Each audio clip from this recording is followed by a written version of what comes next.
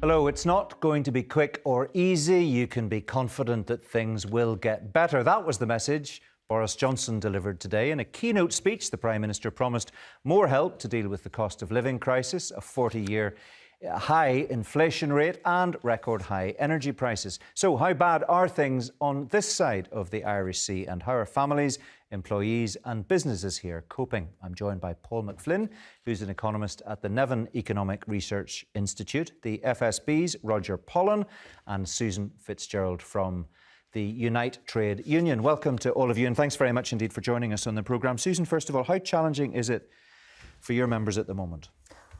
It's phenomenally challenging. Workers and their families are dealing with the highest rate of inflation in a generation.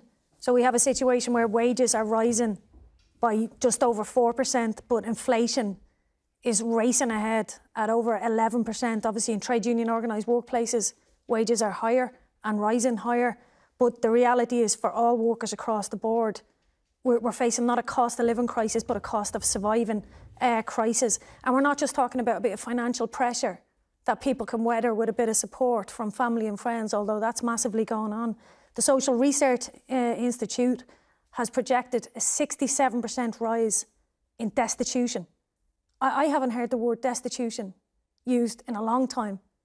To me, it invokes images from the turn of the last century. And destitution means that poverty is so extreme that one lacks the means to provide for oneself. And that's double the forecast for the rest of the UK. So it's absolutely no surprise that the response to that by workers is what we've seen over the last weeks in Northern Ireland, a strike wave. Workers resolved to get better pay for themselves and their families, and that's the only means they have to address their situation. Is it the only means, though? Because, of course, what it also does, and you must be acutely aware of this, it also disadvantages other people who are themselves struggling. So when health workers go on strike, for example, it affects ordinary people who need hospital treatment, who need health care. And the same can be said for any business. So is there not another way which makes sure that your members get the best possible deal in what are clearly very difficult circumstances, but not to the disadvantage of others in society? I tell you, no one who takes strike action does it easily, and in particular health workers will jump through every conceivable hoop to avoid doing that. But I tell you who's not inconvenienced, except Caterpillar workers are on strike for 7 weeks now. They're not inconveniencing anyone except the company, and that's right. A company are refusing to sit down and even show workers the respect of sitting down and negotiating with them.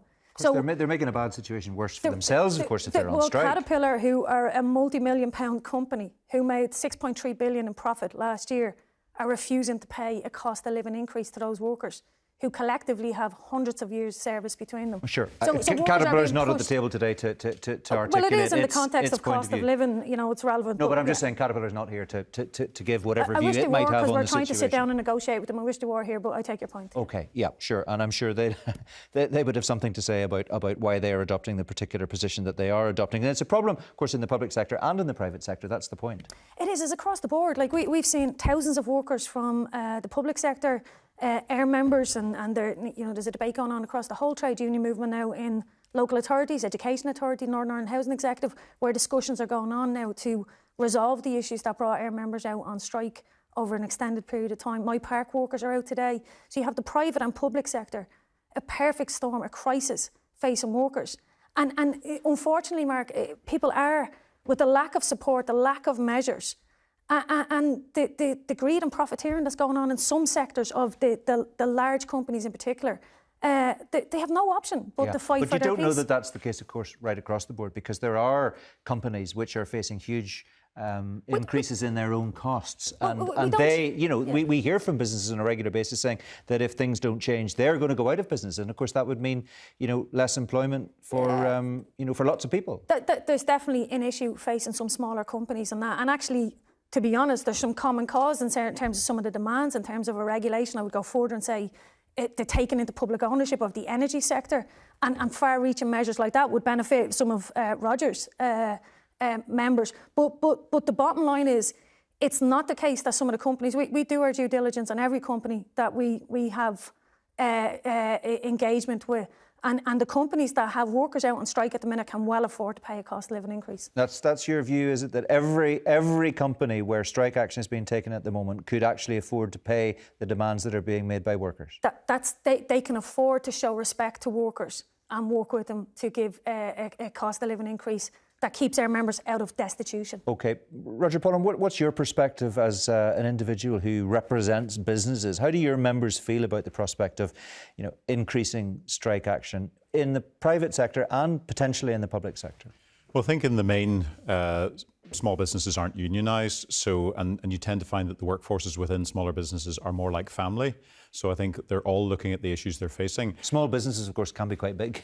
They can be, yes, of course. But I think what we've got to do in addressing this is look at the cost of living crisis is really, we've got to go upstream of that and focus on the cost of doing business crisis, because it's those costs that are being passed on to consumers. So we've got to look at what can we do to actually reduce the costs of doing business so that businesses can then not have to pass on costs to consumers. And that's how we then percolate down the benefit in this way. And I absolutely accept your point that you represent, obviously, smaller businesses and you don't represent the public sector. But whenever you hear Susan talking there about big businesses, which in her view could afford to actually pay workers to keep them out of destitution, is how she put it. How do you feel about that? How do you feel about that kind of argument being articulated? The seriousness with which and the passion with which Susan is making that point tonight. I think she makes her case very well on behalf of her members. Are you sympathetic to it? Absolutely. We're all sympathetic to people who are feeling real pressures, genuine pressures. But those are generally caused because the cost of doing business is being passed on.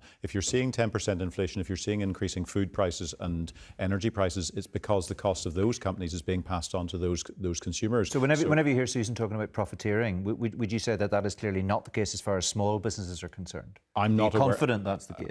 I would be confident that is not the case. It's not the message I'm getting back from anybody. On the flip side of that, actually, I had a business contact me just yesterday to talk about the challenges they're facing with costs. They're seeing their energy bills go up from £1,000 a month to £3,800 a month. It's a fish and chip business. They can't afford to pass on the increase that they're feeling in costs to their customers. Otherwise, their customers will walk with their, will walk away from it, won't come as often, won't spend as much. So they are in a really difficult position to look after their 9 staff because they can't pass on those costs. Whenever you look at some of the figures, and there does seem to be contradictory evidence that's being put forward, and it depends what survey you look at as to what conclusion you reach, but there certainly are surveys that are suggesting at the moment that Northern Ireland is actually doing a little bit better in terms of coping with this situation than the rest of the United Kingdom. I mean, what is your sense as far as your members are concerned? What are they telling you about that? The sense is it's a very different place here, so our energy market is different from the energy market in England. Our fuel prices, we've got different monitoring in place through the Consumer Council and so on, so we've got more price competition. So different better or different worse? Different better in some, so there's more price transparency in road fuel prices, for example, in Northern Ireland than there would be in GB, so that tends to keep the prices maybe a bit more honest. But and the AA made that point today. Do you agree that is a good thing in Northern Ireland, that Consumer Council website, which actually tells you where the best value fuel is in any town in Northern Ireland, actually is that competition is helping to keep prices down? Transparency is always very beneficial. I don't think we see that so much in the other energy markets, and that is a cause for concern. So the heavily regulated gas and electricity markets, we can't see the same transparency in there, especially for businesses. There's more transparency for consumers in there, for domestic consumers. So, the more you get transparency, the more people can then be informed to shop around. And that therein lies quite a lot of the solution to this, is actually looking at how you can do things better. That's what business is good at. It's cutting its coat according to its cloth and living within its means. And then if it can do that, then it doesn't need to pass on its costs to its consumers. I'll come to Paul in just a second, but I just want to go back to you, Susan. Do you accept, listening to Roger there, that as far as the businesses he represents are concerned, small businesses primarily in Northern Ireland, that there are real, genuine challenges that those businesses are trying to work their way through, and unfortunately the solution for them is not simply getting their chequebook out? Well, just with respect to Roger, let's remember that small businesses can be anything up to 250. There's a question mark in my mind. That's my point. A small business can be quite big. Exactly. No, the reality is that there is a squeeze on business. We don't have an interest in putting people out of business and that, but we do have a position where if a respectful wage that workers can live on and rear families on, right, is not on the table for these companies. There is a question mark over the viability of the companies. We're all for people being successful, but what we don't think is that workers should be subsidising businesses that have to pay everything else but want to lowball workers on the wages that they actually use to survive on. I'm not suggesting that Paul is advocating that for a minute, but I'm saying there is a problem where you might be forced to pay a bill here, there and everywhere, but when it comes to workers are meant to accept below inflation pay increases that are damaging them and their family, potentially putting them into destitution, having people look with horror at the coming winter when energy costs have gone so high and they're not forecast to drop anytime in the next 6 years. So wages are a key consideration for everyone, and they should be for businesses, large or small. OK, let's bring Paul into the conversation. Paul, your organisation is funded by the trade unions, but you operate at arm's length. How big, in your view, is the challenge employees, employers and consumers are facing here at the moment? Well, look, I mean, it's been said already, I mean, we're facing inflation we haven't seen for a number of decades, and the speed at which it has come back, particularly given the economic environment we were operating under before during the pandemic, to have had such a swift turnaround. But it's not like a lot of comparisons are made with the 1970s and wage price spirals and this all getting out of control. This is quite different. We have imported this inflation directly from external events. We didn't see massive increases in energy costs because lots of people were going out and buying much more petrol and much more gas. It is an external matter that has just dramatically increased the unit price that people are paying. So whether it's government supports to households or increased wages coming into households, that is going to keep people sort of, just above the line. It's not going to fuel rampant inflation. It's just going to run out of control. How difficult could it get in the weeks and months ahead if we see more action, the like of which Susan's talking about there, and more businesses represented at the table tonight by Roger, saying that they cannot afford to pay the kind of increases in salaries that they might like to pay, and that they may feel there is some justification for employees asking, demanding even. That kind of toxic climate, some people would argue, doesn't help anybody. No, and look, there is, as you indicated there is a wide experience amongst businesses and sectors, particularly over the last 2 years. COVID hit a lot of sectors particularly hard, and you think of hospitality and smaller businesses like that.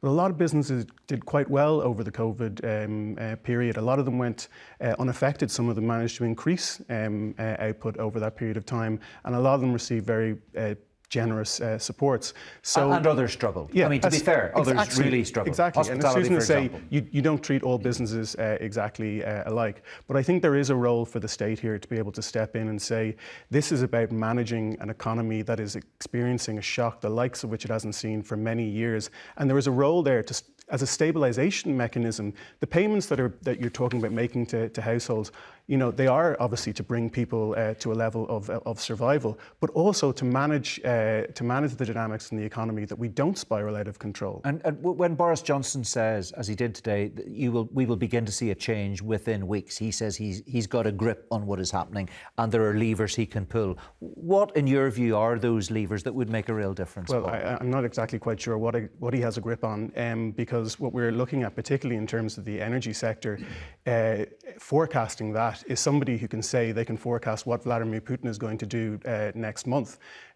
We are looking at a situation where the energy price is going to remain elevated up until the point where extra supply can come in, particularly in the gas market and in oil. And without that, we are looking definitely over the next number of months of that pressure point remaining in the energy sector. Roger, can I ask you to what extent, just picking up on Paul's point there, you would like to see government, both in Westminster and here in Stormont, and we don't have a fully functioning Assembly or Executive at the moment, to what extent is that impacting on things, and what would you like to see being done in London and in Belfast to try to deal with that the deficit that we've identified maybe tonight? Well, I think in London, we'd like to see the policy costs that are being put on business being addressed. So national insurance contributions, ease that off. VAT, particularly in hospitality, ease that off. The VAT and duties on fuels could be reduced because government is getting an increased take on that just because the price of fuel has gone up. Locally, I think if we had an executive here, we saw the last executive pass the climate change bill. So we therefore have an opportunity to see businesses getting involved in producing energy, managing energy much better, and therefore taking control of their own energy costs. But it does need an executive to put in place the policy framework to let business do that. Susan, could I just ask you briefly, if you would, what would you like to see government doing in London and in Belfast to try to make things better? I mean, if you had a wish list in 20 seconds, what would it be? If I had a wish list, I wouldn't have them there. I would have a government that was focused on representing the interests of the majority in society, working people. Though the governments that are in place do not have that. But given that change isn't imminent, what could the people who do have authority at the moment, who do have power, who are in office, what could they do? Well, OK, if we're going to play fantasy football, what they should do, these people, they should nationalise the big energy sectors. That would take a lot of pressure off Roger's members. It would certainly take pressure off working class people who are facing into a fairly bleak winter if things don't change. But see, Boris Johnson visited a company in Belfast a couple of weeks ago for a photo opportunity. I've done surveys of our members in that company, and one worker told us they broke up furniture to burn because they couldn't afford fuel. Another worker told us they hadn't filled their tank since January. That's a company that the Prime Minister is highlighting, and workers there are being offered 3.5%. It's not good enough. Roger, can I just ask you one final question about the protocol? As far as it is concerned, there's an awful lot of talk about the protocol at the moment, and there has been, goodness knows, for a very long time. Where are your members on how that's being dealt with at the moment? Businesses really made sure that UK government knows what the problems are. They've made sure that the EU knows what the problems are. They've made sure the local parties know what the problems are. There seems to be a general acceptance, and yet none of them are coming together effectively enough to take the potential solutions and put them into place to address the problems with it. OK, we need to leave it there, folks. Thanks very much indeed. Paul, Susan and Roger, thank you very much.